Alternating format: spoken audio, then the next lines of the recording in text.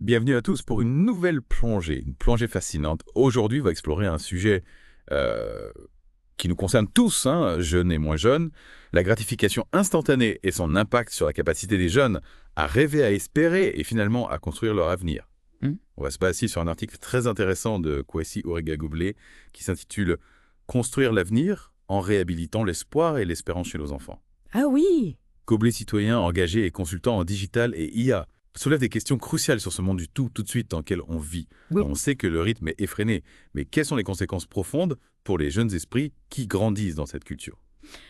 C'est une question essentielle et je crois que l'auteur met vraiment le doigt sur ce qu'il appelle la tyrannie de l'immédiateté. Le consumérisme, les réseaux sociaux, la technologie, tout est conçu pour nous offrir une satisfaction instantanée. Tout à fait. Et l'impact sur les jeunes est bien réel. Absolument. On voit bien que la patience se fait rare. Ils ont soif de résultats rapides, d'efforts minimes, et leur inspiration parfois se limite à des plaisirs éphémères. C'est comme si on leur avait appris que tout devait leur tomber tout cuit dans le bec. Oui, oui, c'est une excellente analogie. Si on pousse l'analogie plus loin, imaginez un enfant qui grandit dans un monde où chaque clic, chaque interaction numérique lui offre une récompense immédiate. Qu'est-ce que ça lui apprend sur la valeur de l'effort, sur la patience nécessaire pour atteindre un objectif à long terme au taille? Ce qui est fascinant ici, c'est l'impact au niveau neurologique. La gratification instantanée reconfigure littéralement le circuit de la récompense dans le cerveau, surtout chez les jeunes en pleine croissance. Ah oui. Chaque like, chaque victoire dans un jeu vidéo déclenche une décharge de dopamine, l'hormone du plaisir. Donc c'est bien plus profond qu'une simple question d'impatience. Exactement. Et cela pose un véritable défi. Comment apprendre aux jeunes à apprécier les récompenses lentes subtiles qui découlent d'un effort soutenu, quand leur cerveau est constamment bombardé de doses instantanées de plaisir? C'est un vrai cercle vicieux. Oui, tout à fait. Dans son article, l'auteur souligne l'importance de l'espoir et de l'espérance. Mais de quoi parle-t-on exactement? S'agit-il de simples sentiments ou de forces motrices qui façonnent notre avenir? L'espoir, c'est ce qui nous permet de croire en un avenir meilleur, même face aux difficultés. L'espérance, c'est la conviction que nos efforts peuvent porter leurs fruits, même si cela prend du temps. Hmm. Ce ne sont pas que des sentiments, ce sont les piliers de la motivation de la persévérance et ultimement de la réussite. L'auteur insiste aussi sur le fait que les grandes réalisations, qu'elles soient personnelles ou collectives, nécessitent du temps, de la patience et du dévouement. On ne construit pas une carrière, on ne surmonte pas des épreuves, on ne contribue pas au progrès de la société en un claquement de doigts. Tout à fait. Prenons un exemple concret, la construction d'une cathédrale. Ces chefs-d'œuvre architecturaux ont nécessité des décennies, voire des siècles de travail acharné de transmission du savoir-faire de génération en génération. Ce n'est pas la récompense instantanée qui a motivé ces bâtisseurs, mais une vision à long terme, un espoir profond en l'avenir. C'est une perspective intéressante. Si on transpose cela à notre époque, comment s'assurer que les jeunes ne perdent pas cette capacité à espérer et à se projeter dans le futur, à avoir l'ambition de contribuer à quelque chose de plus grand qu'eux? Elle est question fondamentale, et pour y répondre, l'auteur propose un véritable plan d'action, réhabiliter le rêve chez les jeunes. Intéressant. Il met en avant 3 axes principaux, l'éducation au temps long, la valorisation de l'effort et la création de modèles inspirants. Autrement dit, il faut leur apprendre que les choses qui ont de la valeur prennent du temps, que la satisfaction vient souvent d'efforts fournis et pas seulement du résultat final. Précisément, il ne s'agit pas de nier l'importance du résultat, mais de redonner sa place au processus, à la beauté du chemin parcouru, aux leçons apprises en cours de route. Et pour incarner ces valeurs, il faut des modèles, des figures qui montrent l'exemple. Oui, des personnes qui, par leur parcours, démontrent la puissance de la patience, de la persévérance et de la vision à long terme. Pensez à ces entrepreneurs qui ont démarré de rien et qui ont bâti des empires grâce à leur travail, acharné leur capacité à surmonter les obstacles. Des exemples concrets, des histoires inspirantes, pas juste des discours moralisateurs, mais concrètement, comment fait-on pour aider les jeunes à intégrer ces valeurs dans un monde qui les bombarde constamment de tentations instantanées? On explore ça dans la deuxième partie de notre plongée. On a vu comment la culture de l'immédiateté peut influencer le cerveau des jeunes et on a évoqué l'importance de réhabiliter le rêve, l'espoir, la patience et comment s'y prendre concrètement. Comment leur apprendre à naviguer dans un monde qui les pousse constamment vers la satisfaction instantanée. Pas facile, hein? Hmm. Surtout quand on parle de l'éducation au temps long.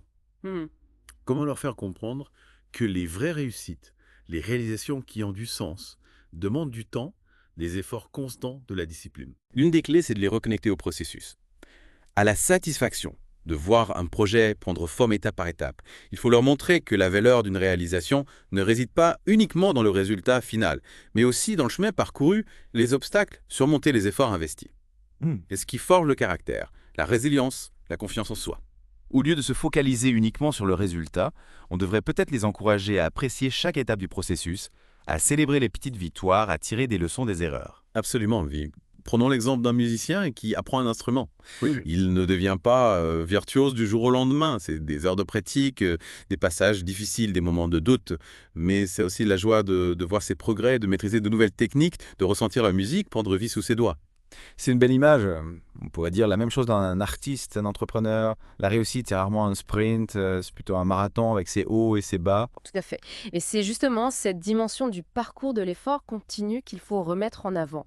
Comment? En leur racontant des histoires inspirantes. Par exemple, des entrepreneurs qui ont démarré de rien, des artistes qui ont persévéré malgré les critiques des scientifiques, qui ont consacré des années de recherche à un projet. Des exemples concrets, des modèles qui montrent que la patience et la persévérance ne sont pas juste des leçons de morale, mais des ingrédients essentiels de la réussite. Exactement.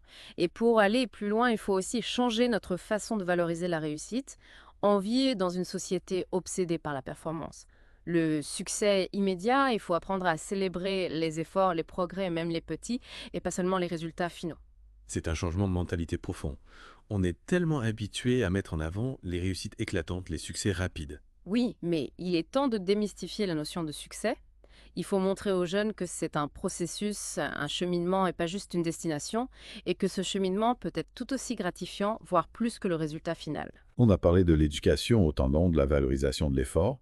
Et le troisième axe, c'était la création de modèles inspirants. C'est là qu'entrent en jeu les figures qui incarnent ces valeurs, n'est-ce pas? Tout à fait, l'auteur insiste sur l'importance de ces figures qui incarnent l'ambition, la réussite par l'effort, la capacité à rêver grand et à concrétiser ses rêves. Il peut s'agir d'entrepreneurs, d'artistes, de scientifiques, de sportifs, d'humanitaires. Des personnes qui ont transformé leurs rêves en réalité, malgré les obstacles, les difficultés, les échecs, des exemples concrets, des parcours inspirants qui montrent aux jeunes que tout est possible si on s'en donne les moyens. Précisément. Et ces modèles ne doivent pas nécessairement être des célébrités ou des figures inaccessibles. Ils peuvent être des membres de la famille, des professeurs, des mentors, des personnes de la communauté qui ont réussi dans leur domaine grâce à leur travail acharné, leur persévérance ou leur engagement. L'important, c'est qu'ils incarnent ces valeurs de patience, d'effort, de vision à long terme. Qu'ils montrent aux jeunes que la réussite n'est pas un coup de chance, mais le fruit d'un travail constant, d'une volonté de faire, d'une capacité à ne jamais abandonner ses rêves. Et surtout, il est essentiel que ces modèles soient authentiques, sincères, qu'ils partagent non seulement leur réussite, mais aussi leurs échecs, leurs doutes, leurs difficultés. Pour que les jeunes puissent s'identifier à eux, comprendre que la réussite n'est pas un long fleuve tranquille, mais un parcours semé d'embûches. Tout à fait.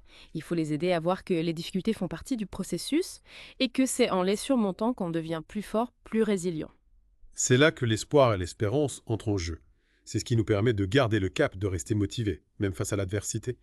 C'est ce qui nous donne la force de nous relever après un échec, de persévérer, de continuer à avancer vers nos objectifs. Exactement. Et pour cultiver cet espoir, cette espérance, il faut montrer aux jeunes que le monde est plein de possibilités, que l'avenir est ouvert, que tout est possible si on s'en donne les moyens. Il faut les encourager à explorer, à expérimenter, à sortir de leur zone de confort, à prendre des risques. Leur redonner confiance en l'avenir, en eux-mêmes, en leur capacité à faire les différences. C'est ça, le véritable défi corps.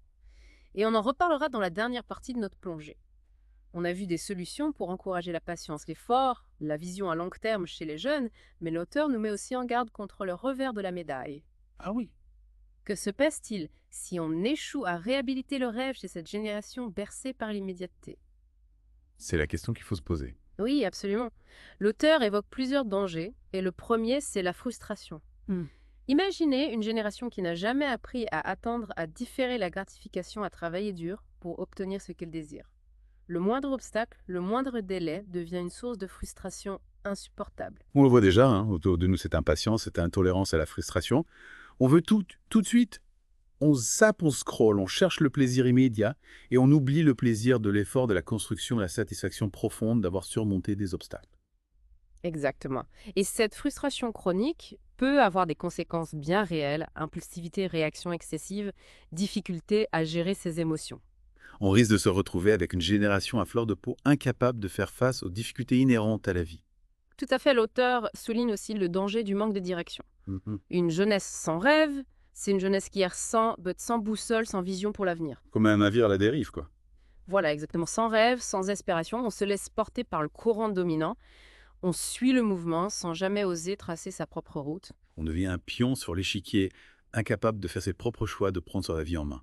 Et ça, c'est une perspective inquiétante. Oui, très inquiétante.